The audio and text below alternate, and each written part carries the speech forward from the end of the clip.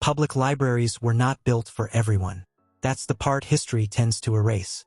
In the late 18th century, reading was never a neutral act. Still isn't. Books carried risk. Not because of what they said, but because of who was holding them. For a long time, knowledge had owners. The church decided what could be read. The state decided what should remain unknown. Then, something quietly shifted. Printing became cheaper.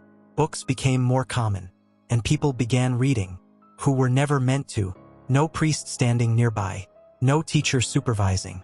No permission required. Just a person. And a text. That alone was enough to cause concern.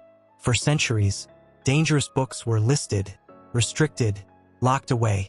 But now, those books were gathered in rooms. Anyone could enter, at least in theory.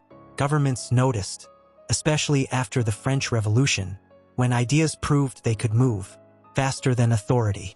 Libraries stopped being cultural spaces. They became political ones. Even intellectuals hesitated. Samuel Johnson warned that reading without guidance could mislead unprepared minds. It wasn't opposition. It was fear. That fear shaped the first libraries. They weren't truly public. They were subscription-based, controlled, filtered. Who could enter? What could be read? Who was ready? Women waited. Workers waited. The young waited. Then, in 1850, Britain passed the first law, allowing free public libraries. The resistance was immediate. Not over cost, not over buildings, but over a single question. What happens when people think alone?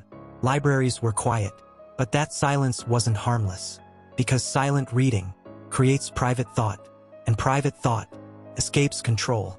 Eventually, the doors opened, the rules softened, and the fear learned how to hide, not because it disappeared, but because it became normal. Today, libraries feel neutral, almost invisible, but once, a room full of books was enough to unsettle power, not because books shout, but because they whisper, and whispers, when heard in private, usually change the world before anyone realizes it.